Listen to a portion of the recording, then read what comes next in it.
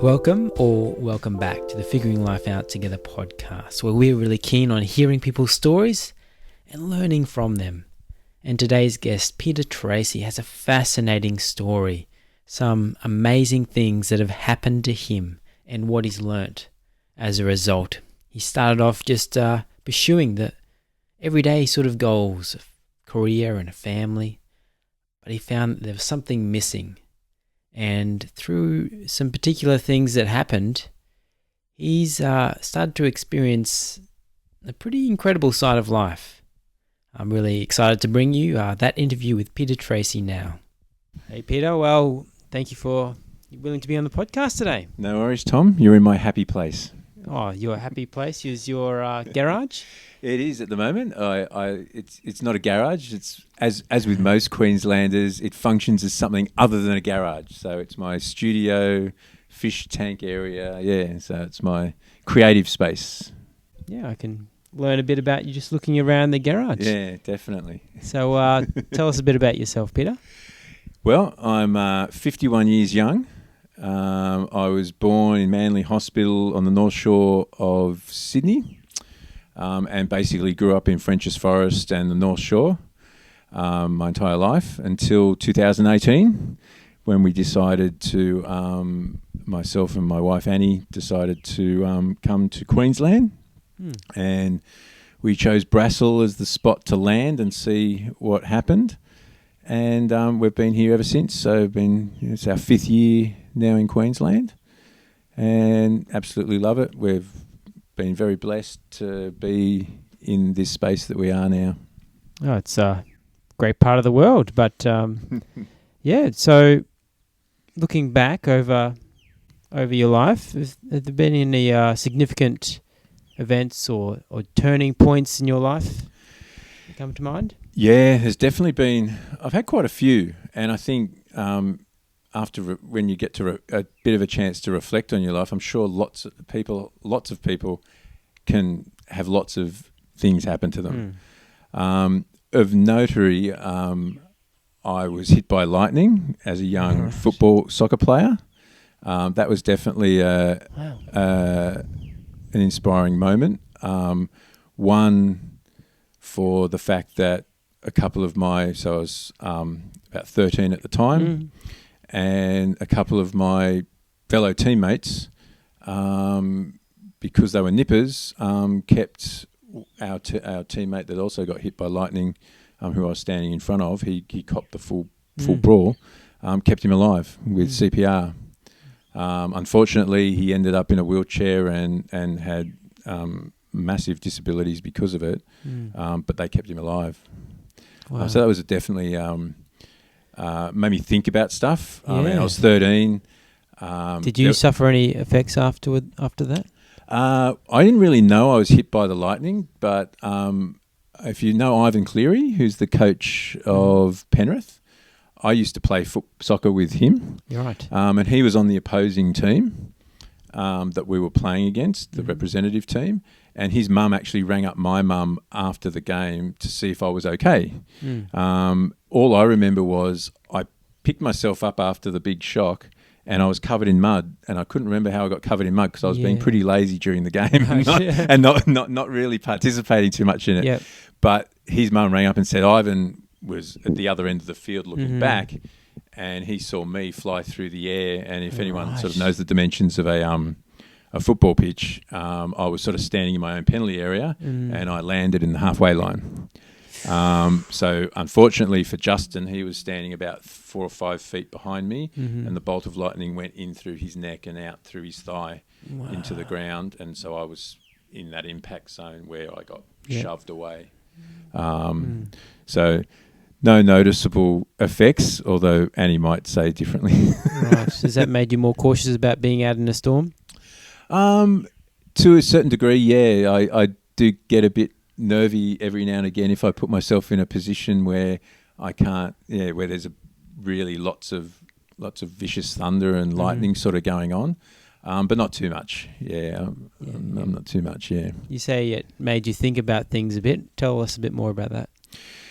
Yeah, well, obviously, sort of having a friend that I played football with for a number of years. Suddenly, in a wheelchair and potentially dying, and just horrendous things happened to him. Sort of, for a very fleeting moment, had thoughts around, I wonder what that, if that was me, wow, that could have been me, those sort of thoughts. And then very quickly dissipated, being a 13-year-old kid and just getting on with having fun of life and everything. But I do remember sort of having that fear come into me for a moment and go, oh, wow, that would have been terrible. Yeah, that sort of thing. And that was probably the extent of thought at that stage. Yep, that feeling of that could have been me. Would you say that lasted a couple of weeks or? Yeah, now it's a pretty blurred memory now. It definitely was not it didn't get to the point where I sort of started talking to mum and was upset, visibly upset. It was just something I know that sort of was like, whoa, wow, how close did I come there, sort of thing.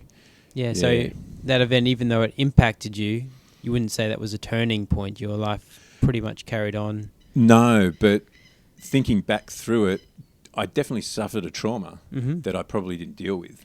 Yeah, right. At all. Like I'm very much into vital projects. Your listeners might not know what that is, but it's a charity that works with younger people, and just working through their tools and things like that. I know that is something that I probably did get a trauma from. That I've probably over time have done, but at the time, knowing what I know now, it would have been good for, as a parent, I know if my daughter or my son had a similar issue to that, I would debrief with them at some point. I'd be talking to them saying, so how are you feeling about that? Because that's just what I've learned through Russ's vital tools. Is that the key, to just ask how you're doing? Is there more to it than that? Oh, I think debriefing, lots of things that go in, and that was a pretty big thing that happened to me, like a very strange thing. But any things that you have come into your mind over and over where you think you've dealt with something but you haven't dealt with it, I think the best thing to do there is debriefing, and you can go to the point of just debriefing with your wife, debriefing with a friend that you feel trusted, or going to the extent of getting some professional help. But I think that the process of verbalising how you're feeling helps release you from that. And we might talk about forgiveness and those sort of things later on, but I think that's the same sort of process. So if a kid that you know, for example, shared something with you, it's best to not just let that slide, but to sort of debrief it with them, even if it doesn't seem like a major event. I think it's still worthwhile talking through that thing, because like I said, that thing, that incident in itself hasn't affected me potentially long term, but that could have easily affected my ability to, or anxiousness of going outside again or something like that. Now, it didn't manifest in that, but I'm sure you take 100 people that had that experience, I'm sure there's a reasonable percentage that might end up having anxiety around just walking outside after it. And I purely think those can, if you capture those traumas in your life as soon as possible after they happen, obviously try and avoid them, but if you can capture those things with conversation and thought around them, I think God's given us a ability to make good out of them. Do you think trauma or difficult experiences are the main way that you've learnt in life, or that have caused change? I'm not a very smart man, and I always learn the hard way. Yeah, right. Unfortunately for me. So have there been more recent turning points in your life? There have. One of the one that happened not too long after that. I'll sort of go in a bit of a chronological order because there's been a couple. The next one was my brother became a Christian. So my brother became a Christian when I was about that 14, a couple of years after that particular incident that I was talking about. And I really resented it at that point. I grew up in a household that would maybe not have been atheist to speak, but my dad was definitely agnostic, like he just didn't care about, didn't think about Jesus. His comment about Jesus was, well, he had to be a Messiah because he probably wasn't a good carpenter. That was sort of where that was my growing up. And my mum was a non-practicing Catholic, so that was the background of my growing up life. So my childhood was great. My parents loved me.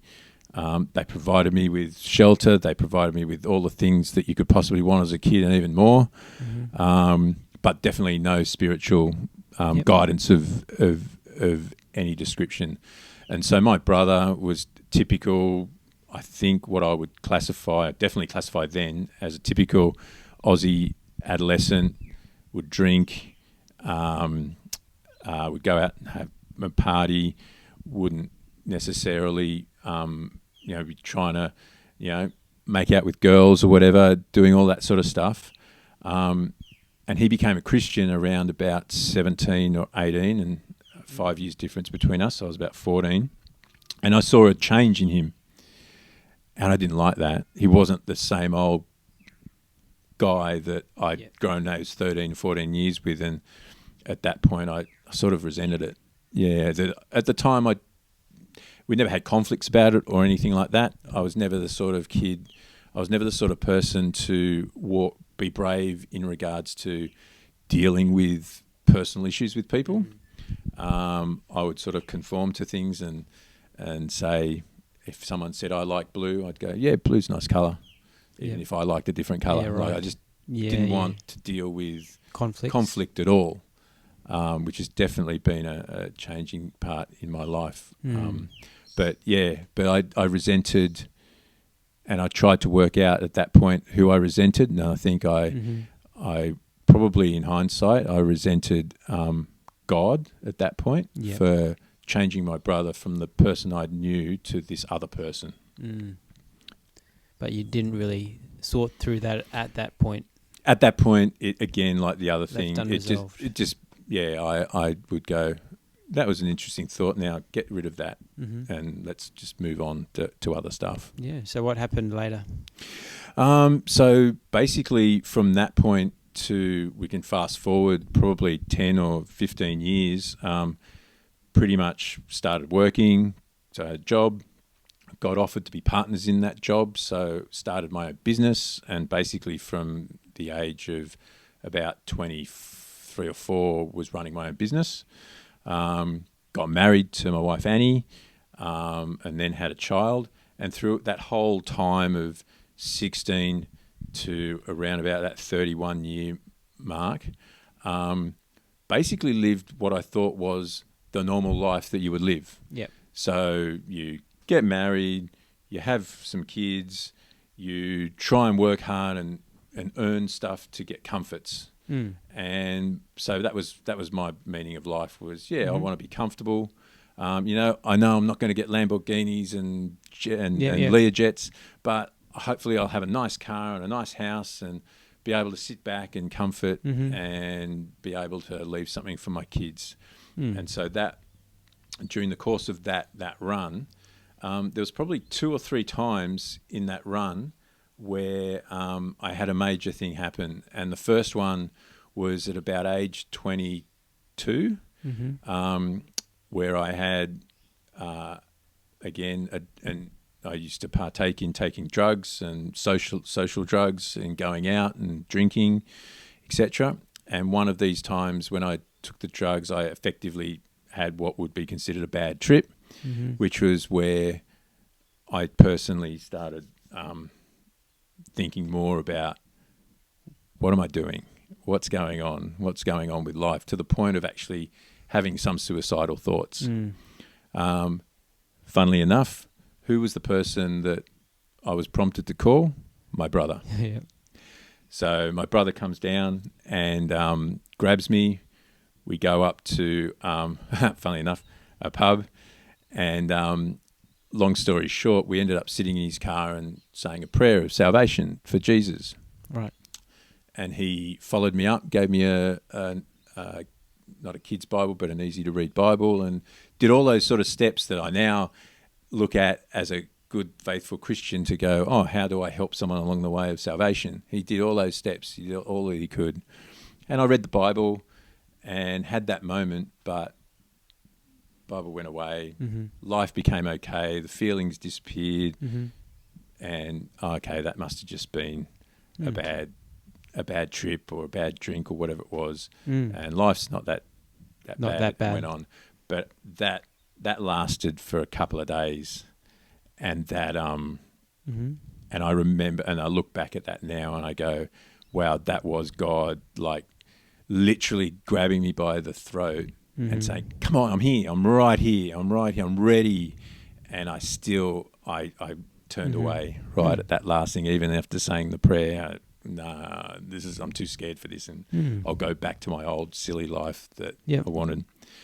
Fast forward, I get married to Annie, and just before getting married, had a Bucks weekend. Mm-hmm. And again, you can sort of imagine what's going on there. Really imbibed in lots of social drugs and things like that, to the point of having a psychosis. And who did I call upon that time? Probably the person who's superseded my brother in my Christian walk, which is my business partner, Craig Stanmore. And he's basically, he's a good friend of my brother's, funnily enough. But we've become, over the course of working, and he's always been looking out for me. I called on him and he came to me, and it was at the point of psychosis of, I saw Satan in a picture on my wall. I was walking in my pajama pants from my house to a friend's house. I lived in Freshwater, New South Wales. He lived in the Blue Mountains, and I would come to a few kilometres down. So, I mean, I was just lucky I wasn't picked up by the police. Mm.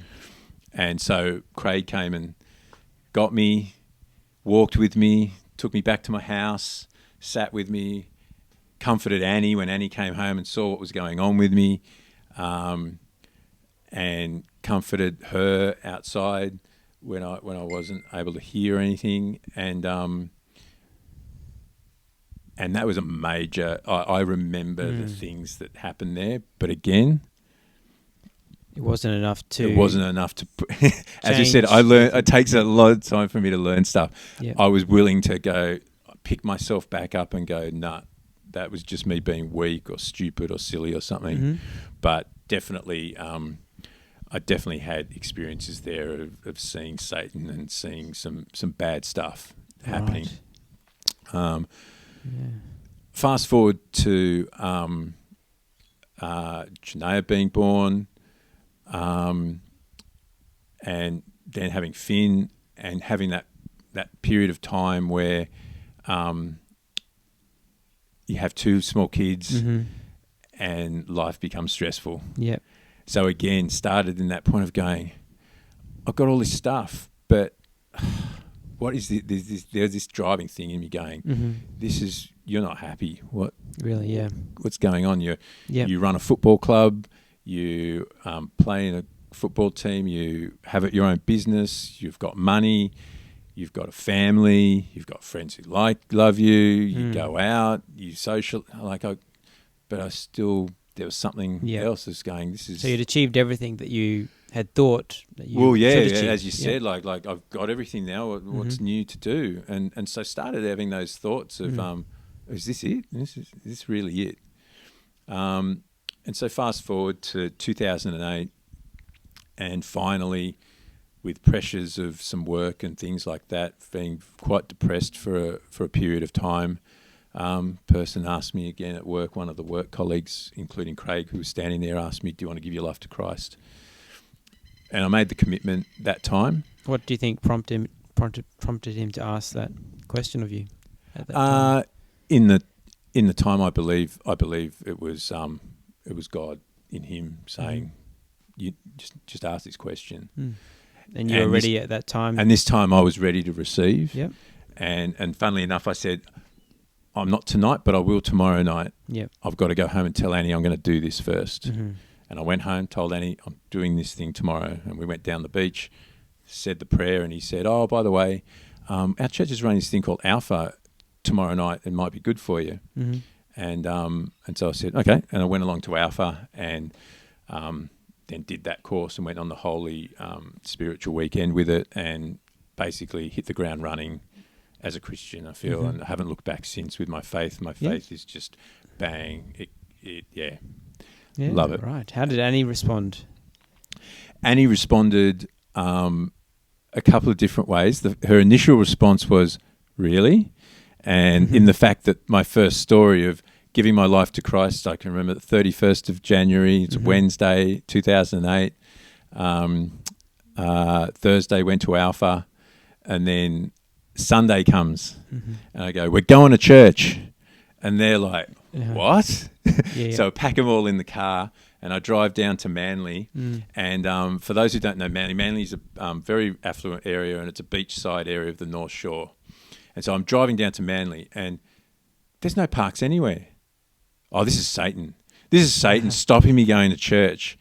And so I ended up dropping Annie out the front of the church with the kids and said, I'll go find a park and I'll come back and I'll see you in there. So then I had to drive like at least 2 kilometres away to get a park. Now I'm going, Satan's just trying to stop me progressing in what I'm doing. That's the thought that's going through my mind. What it actually was it was the first weekend of the summer surf life-saving thing. And so everywhere was smashed out with bang and stuff. Right. So I'm running from the car to church, and I have a sun shower happen, so I'm getting wet, and I'm running, and I'm going, what am I doing? If my friends saw me now, I feel so like. But I walked to the church, sat in the back pew, and the parishioner who was up there, Dave Ritchie at the time, was preaching on Ephesians, and Ephesians 2:9, not by works so none could boast. And for the first time in my life, I felt the Holy Spirit move in me. I wept, and that one verse means so much to me. It makes sense to me for so many things that I think is what everyone has on that. They'll have something that God's touched them with, and that not by works so no one can boast means so much in my psyche, and that God pervaded me. And that was my first experience of the Holy Spirit. And then I went, this is now legislated in my head. My faith is here, and it's never going to go away. Right. So did you notice, what sort of change did you notice in your life from before? First of all, the angst and the depression of what I was having before around the worries around, why am I not happy, but I've got all this stuff, that changed. I now had a new purpose. I was like, okay, this is making sense to me. I didn't know what that purpose was at the time, but it made sense to me that what I was learning of Jesus was making sense. It finally made sense in a factual sense as well as an emotional and spiritual sense. And so I opened myself up to those things. At the same time, I was still having stresses of work and things bigger that would come that I've had since that time. But those stresses and worries and strains have always been contained to the point of I've been able to compartmentalize them to go, I'm going through this thing now, but that's all right because Christ is with me. I had this thing of Christ is with me with it, whereas before I was battling it on my own. And I knew that I was not that clever a person to conquer stuff. But with Christ by my side, it was like, it doesn't matter how feeble or weak I am, I can believe in him and I know he's with me, so I can just work my way through this thing. And so still have worry and still have concerns at times, but it doesn't manifest itself to that point of that worry, that unknown worry.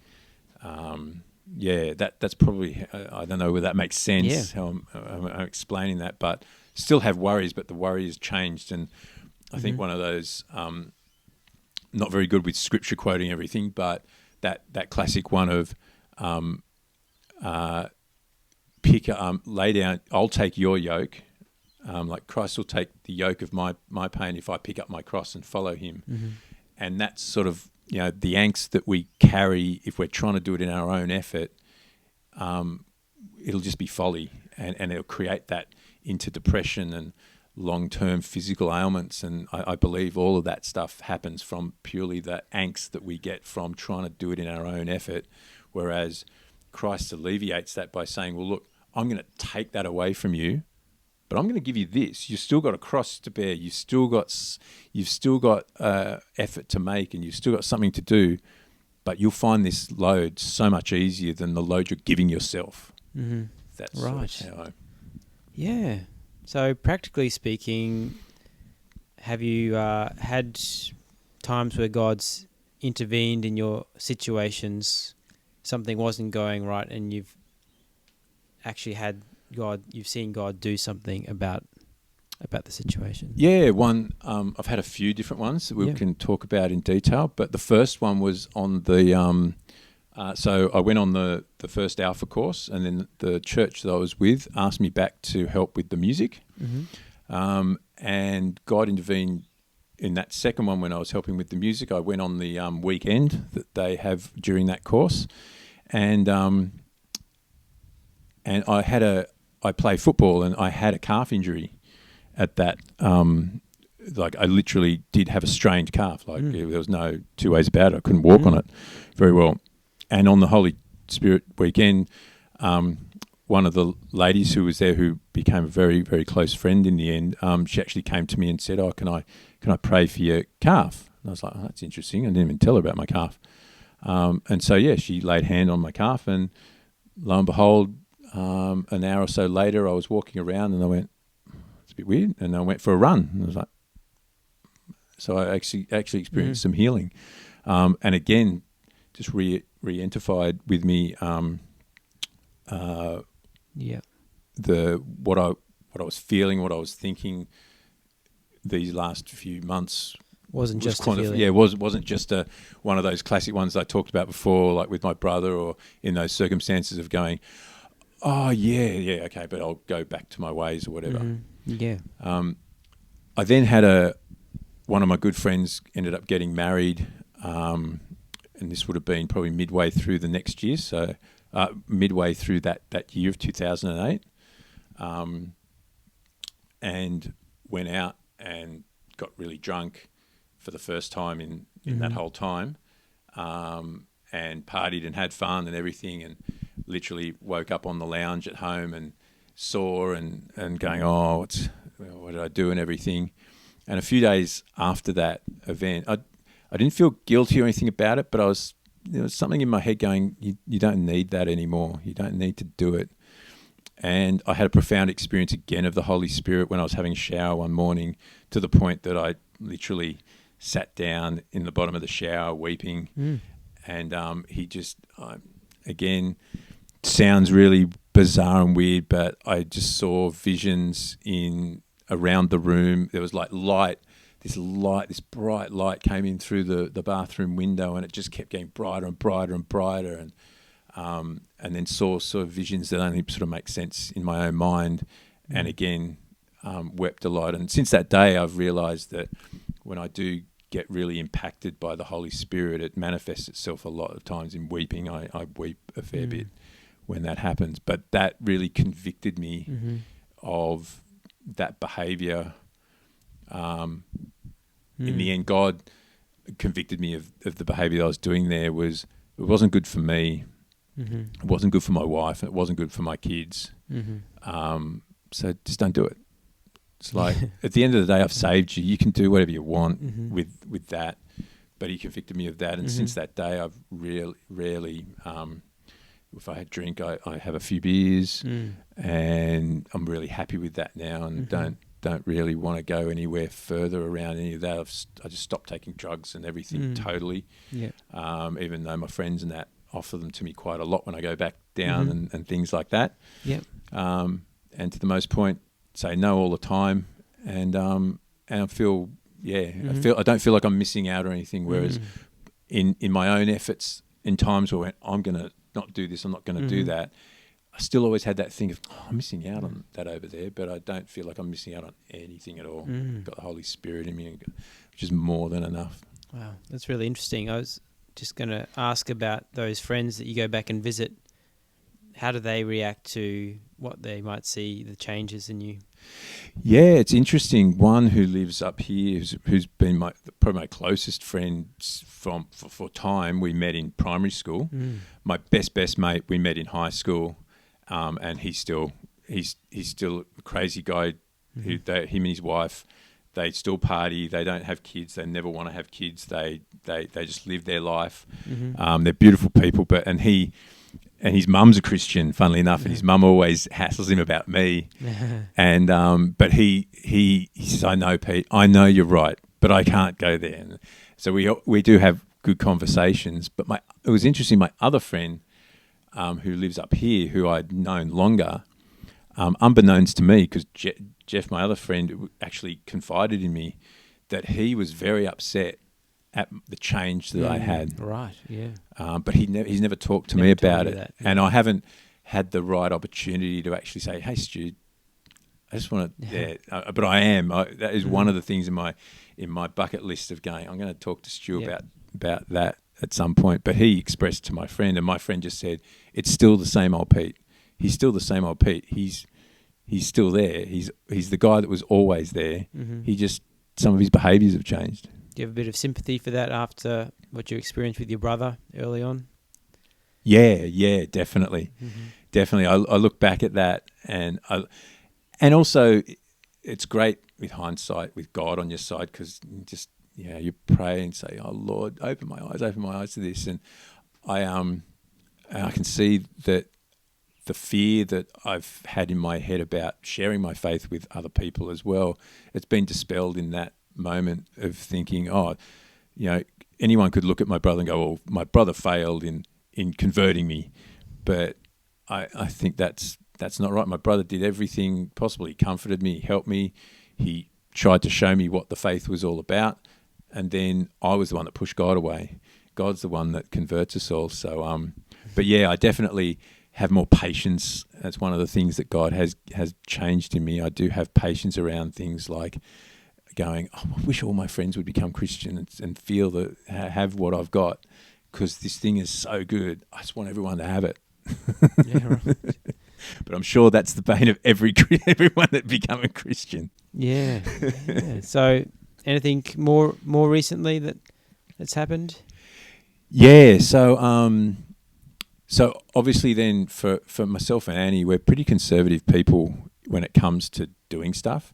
I generally get a routine and stick to that routine. And so obviously coming up to leaving Sydney and coming up to Queensland was probably the most massive decision that to that point that we've made in our lives. And it was something that I didn't think we were capable of making that sort of decision. Yeah. And funnily enough, how it happened was we're obviously living with Annie's mum in the property down in Freshwater, and Annie's mum has come to Annie and said, "Oh, I'm going to sell up, and I'm moving up towards where one of her relatives was in Ballina."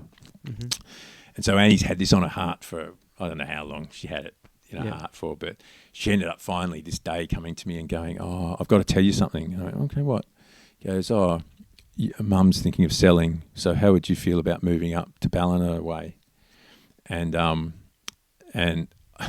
Finn, our youngest, who at the time I think was about 12, 10, I've gone, "Hey mate, how would you feel about moving up the North Coast, and you'd leave your school here, you'd leave all your friends here and everything?" And he answered me by going, "Will we have Wi-Fi?" And I went, "Yeah, we'll have Wi-Fi." He goes, "Yeah, okay." Right. And so I then turned to Annie and went, "Yeah, I think I'll be okay." And I could see in her face that was not the answer she was after. It was like, oh, now the weight was back on her of making this decision. I just went, yeah, whatever. Right. So anyway, and the funny thing that happened about that was about 2 hours later, she came back and said to me, "Don't worry about it. Mum's just told me that she's not selling." Oh, so right. It was like, wipe the slate clean, forget it. Yep. That to me, looking back on it, is a God moment. Mm-hmm. Yeah. Why would you say that? Because otherwise Annie would never have told me. Annie would never have planted that seed in me to go, let's move away. Yes. And so definitely that moment, and literally she wore because she wore that conversation from her mum. She didn't tell me for days. So she had that for days.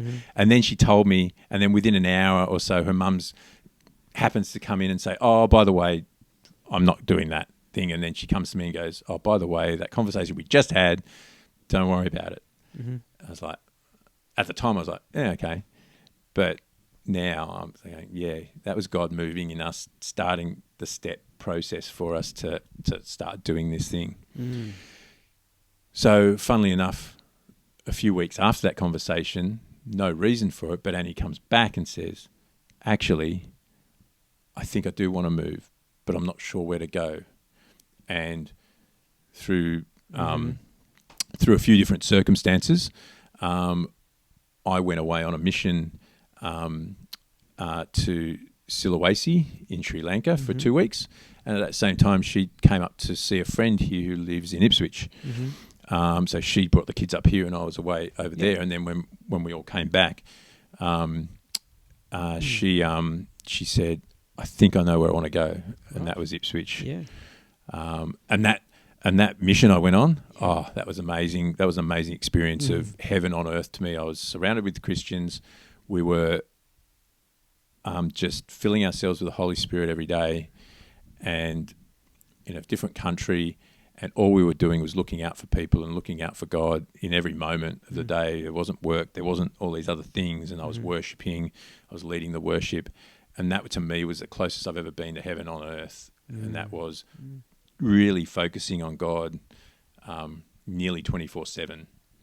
I don't think I can do it in a normal life to that extent. But if anyone ever gets the opportunity to go on any sort of mission, whether it be an overseas one or wherever, I really recommend they do that sort of thing. But getting back to it, Annie then said, I think I found the place we want to move. And so I went, okay, well, let's do this. And the pragmatic accounting, make sure you get all your ducks lined up in a row, Pete said, well, I want to plan this out a little bit. So we did. We had functional steps to deal with. But one thing I did early on, which I don't do very often, and that is I prayed for God to let me know when the right time was to go. And so we started planning this thing out. And in my head, I was thinking, we're probably never going to get there because Annie's even more tentative than I am. So I was just playing it out. But as we went in a few months, I realised, no, actually, this is real. This is happening. And I suddenly went, and I suddenly started grieving for the church I was at the time, for my soccer club, for where we were living and being near the beach. And so I started grieving all of these things, which I'd never even grieved before. I was like, yeah, no, we'll go, we'll move, everything. And through prayer a few days after, started realising why this grieving is happening. I suddenly realised that was God telling me this is now the right time to go. Right. So because I was grieving the things that these things that were dear to me but didn't need to be dear to me, he showed me that that's the sign. That's the sign. So even though I was grieving, I was now grieving, but I was like, I know it's the right decision though. I know it is. And it was confirmed to me the day that we left. So Janaea, my little daughter, and myself, we drove up with the dogs and everything up in a car, and Finn and Annie joined us later that week. They flew up. She had to finish a few jobs. And on that trip up, it was all the way from there, all the way till we got to the doors of the house we'd rented, and we opened the door. When I stepped through the door, I just had this relief going, oh, wow. And that was just, I feel that was God's presence saying, I'm with you. You're doing the right thing. This is what I want you to do. This is your plan. This is the plan I've got for you. And it's one of those few times in my life where I've totally gone, okay, I don't have to worry about this. Someone else has got it. I just need to just keep making the steps. Yeah, incredible. And we ended up in Ipswich. Yeah. In 2018. Oh, it's very interesting to hear all of that and how you can, see, looking back, God's presence with you before and after you were even aware of that. Yeah. From the lightning strike and all the time on, just was a growing awareness, I guess, for you. Yeah. Well, I'm a procrastinator at heart, and so whenever I'm doing my exercise or running or cycling or walking, I'm constantly sort of in my head thinking, and now that thinking it more turns to prayer a lot of times and meditation type scenario. What's the difference between prayer and just thinking about it? Probably intentionality of sort of, thinking through things. So at the moment, my friend's going through a pretty tough time down in Sydney with his family, with his son in particular, with illness and stuff. And so I know when I go for my night walk, instead of me just sort of thinking about, what have I got up tomorrow and what have I got to do? And, God, this would be good and this would be good. It's a real more, Lord, I'm thinking of Eli now. I'm thinking of this. I'm thinking of that. And being really more specific about stuff and asking God for what can I do to help, give them help, give them a miracle, give them this. But it's more intentional. Well, is there anything else you'd like to share with us before we wrap up? Yeah, I'll share one more little quick story with you, which is another encounter that I've only just had recently with God and during this whole COVID thing that's happened. And so Annie's a care worker and she caught COVID off her client and then she ended up giving COVID to the rest of the household, which is the normal sort of way it all happens. You end up catching it no matter how careful you are, you get it. And so I was sick for a few days, nothing major that I felt, but I had a weird sickness. My body, it was a body ache. It wasn't really a cough and a cold, but sort of seemed to get over that over 3 or 4 days. And then so I started to exercise again. But then the following week, on the Monday, doing a bit of work, felt really tired. So I went to bed. Classic working at home. It's great. Just go straight to bed. And literally didn't get out of my bed for about 3 or 4 more days from there. And I was like, this is weird. And again, no sore throat, which I usually would get with a cold, with some sort of a cold. And we got tested the first time and I definitely had COVID. So being a man, I let it roll for a bit. Didn't go see anyone about it. But I got to the point of going, no, this is quite weird. Really bad body ache, like not natural ache. So I went to the doctor and he went, sounds like you've got long COVID. Have some blood tests, etc. So, and then we'll see what we can do with it. So had the blood tests, and the blood tests showed that I had 2 inflammatory markers. They're usually 6 to 20. Mine were 150. It's crazy. So there was definitely something going on in my body. Now, prior to this, I had my 51st birthday is coming up in a couple of weeks' time, and we had our 50th last year, where we were planning a big party down with all our old friends and everything, a weekend away, and in the lead up to that, I wanted to lose some weight, become healthier, sort of for that, be able to go back to see friends when you're 50 and go, look how good shape you, have that pride. It was really definitely that pride thing in me. But no matter how much I tried, I couldn't do the things I needed to do to get where I wanted to get. Yep. Now, God has spoon-fed me whole bunches of information about how I should exercise, when I should exercise, how I should eat, when I should eat, that I know. I've had all this information spoon-fed to me, but still had no will to do it. And so then I get this thing. So about a week or so in, just before I went to decide to go to the doctor, I had a profound change. We had a home group here, and we were praying for each other for different reasons. And then I asked the group to pray for me for my illness. They prayed for me. Didn't have any change physically, but that night and then the next morning, I had a profound change in my attitude. And I was like, this sickness is God showing me something the only way he could show me. He's tried to show me in all these other ways.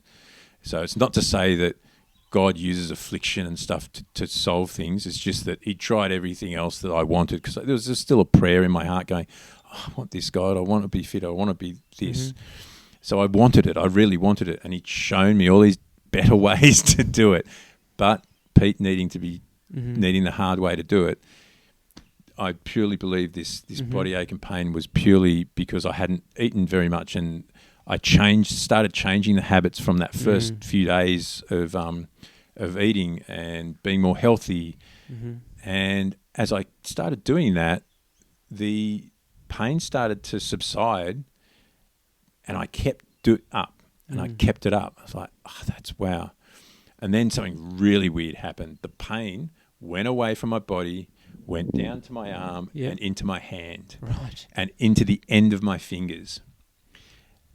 And so I would go to sleep at night, and it felt like someone had got a hammer and smacked the end of my fingers. They would ache in that ache that you get where you've got a bruising or something. You know, when you can feel the blood in the swelling, and it pulses and it makes that pain. I would have to put them in cold water just to try and get to sleep. I couldn't play the guitar. I couldn't type. On the keyboard. So I was just working with one hand. And but because I'd had from a few weeks before, I was like, God, you're answering another one of my prayers here.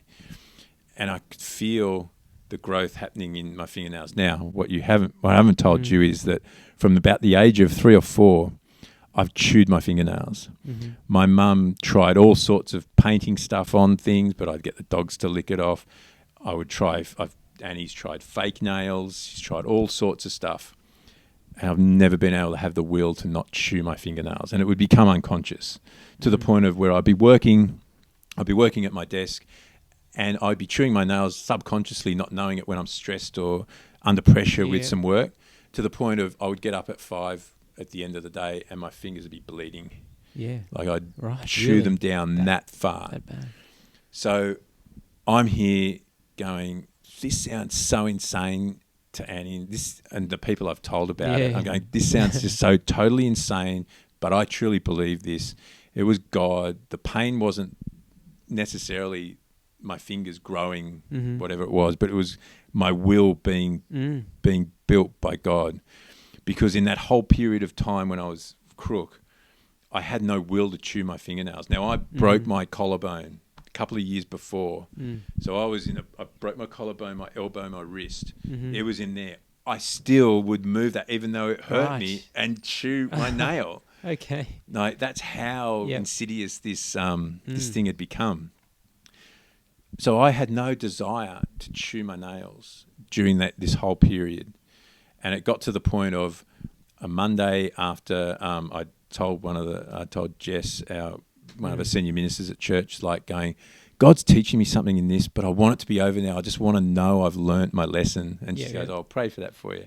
So during the Monday, I had a bit of a stressful day at work where I normally would be subconsciously chewing my nail. But I found myself coming conscious when my finger was in my nail and biting down. I go, I don't need that. And that just happened over and over and over. Got through the day, got up, went to go for my walk, and then realised I hadn't chewed my nails. And I also worked out that the pain had gone. Right. And I went, I've learnt my lesson. Since then, so that's been like 3 or 4 weeks now. Very recent, Yeah, so 3 or 4 weeks. So I've had the urge to bite my nails come back, whereas, like I said, it was a miracle. Like I had no urge.